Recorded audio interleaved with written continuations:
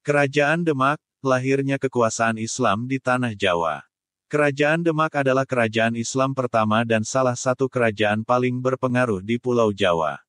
Berdiri pada awal abad ke-16, Kerajaan Demak tidak hanya menjadi pusat penyebaran agama Islam di Jawa, tetapi juga memainkan peran penting dalam peralihan kekuasaan dari era kerajaan-kerajaan Hindu-Buddha ke era kerajaan Islam.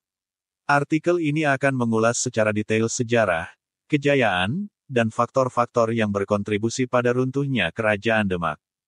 Asal-usul dan pendirian Kerajaan Demak. Kerajaan Demak didirikan oleh Raden Patah, seorang tokoh yang diyakini memiliki garis keturunan dari Kerajaan Majapahit. Raden Patah, yang juga dikenal sebagai Sultan Fatah, diyakini sebagai putra dari Raja Majapahit terakhir, Brawijaya V, dari seorang ibu keturunan Tionghoa yang kemudian memeluk Islam. Pada awal abad ke-15, Islam mulai menyebar di pesisir utara Jawa melalui para pedagang dan mubalik dari Arab, Gujarat, dan Tiongkok. Pengaruh Islam semakin kuat, dan banyak pelabuhan di pesisir utara Jawa, termasuk Demak, menjadi pusat kegiatan ekonomi dan penyebaran Islam. Pada periode ini, Majapahit yang merupakan kerajaan besar Hindu-Buddha di Jawa, mulai mengalami kemunduran, membuka jalan bagi berdirinya kekuatan baru.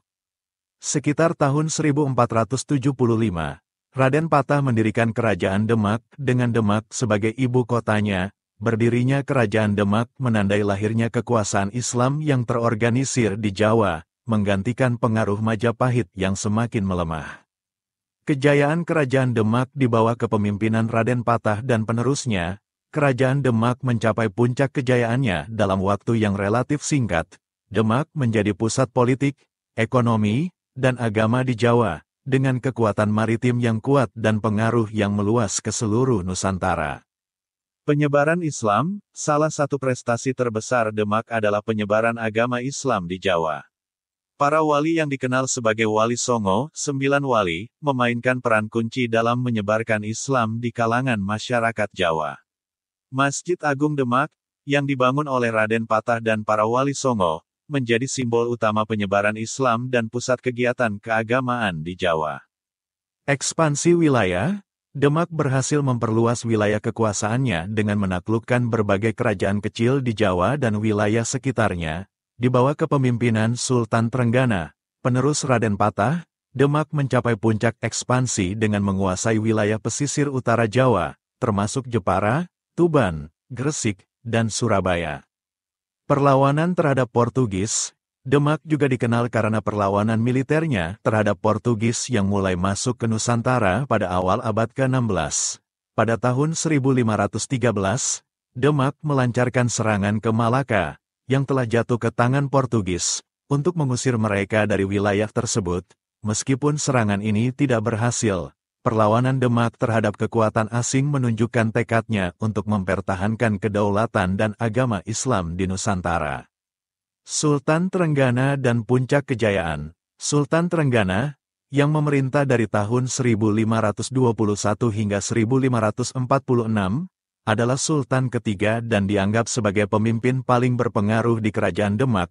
Di bawah kepemimpinannya, Demak mencapai puncak kejayaannya. Sultan Trenggana melanjutkan ekspansi wilayah yang telah dimulai oleh pendahulunya dan memperkuat posisi Demak sebagai kekuatan utama di Jawa. Selama masa pemerintahannya, Demak juga berhasil menaklukkan kerajaan Hindu terakhir di Jawa, yaitu Kerajaan Blambangan di ujung timur Jawa, dan Pajang di bagian tengah Jawa. Penaklukan ini menandai berakhirnya era kerajaan-kerajaan Hindu-Buddha di Jawa dan mengukuhkan Islam sebagai kekuatan dominan di pulau tersebut. Runtuhnya Kerajaan Demak. Meskipun Demak mencapai kejayaan yang luar biasa, keruntuhannya terjadi dengan cepat setelah wafatnya Sultan Trenggana pada tahun 1546. Ada beberapa faktor yang berkontribusi pada kejatuhan Demak. Perebutan kekuasaan internal. Setelah Sultan Trenggana wafat, terjadi perebutan kekuasaan di antara anggota keluarga kerajaan. Putra tertuanya, Sunan Prawoto, naik tahta, tetapi pemerintahannya tidak bertahan lama karena ia dibunuh oleh Arya Penangsang, sepupunya yang juga mengklaim tahta. Pertikaian internal ini melemahkan stabilitas kerajaan. Kemunculan Pajang, Arya Penangsang akhirnya dikalahkan oleh Joko Tingkir, seorang bangsawan dari Pajang, yang kemudian mendirikan Kerajaan Pajang sebagai penerus Demak. Dengan berdirinya Pajang, pusat kekuasaan bergeser dari pesisir utara ke pedalaman Jawa, menandai akhir dari kejayaan Kerajaan Demak. Perubahan jalur perdagangan, pergeseran jalur perdagangan dari pesisir utara Jawa ke wilayah lain di Nusantara juga berkontribusi pada melemahnya posisi ekonomi Demak. Hal ini semakin memperburuk situasi internal yang sudah tidak stabil. Warisan Kerajaan Demak, meskipun hanya bertahan sekitar 1 abad, Kerajaan Demak meninggalkan warisan yang mendalam bagi sejarah Indonesia. Pengaruh Islam yang kuat di Jawa saat ini sebagian besar merupakan hasil dari upaya penyebaran agama yang dilakukan oleh Kerajaan Demak dan para wali.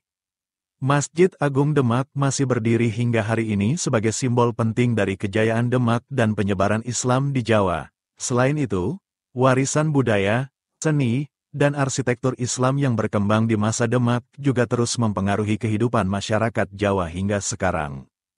Kesimpulan, Kerajaan Demak adalah pelopor kekuasaan Islam di Jawa, yang berhasil menggantikan pengaruh Hindu-Buddha dan memperkuat posisi Islam di Nusantara.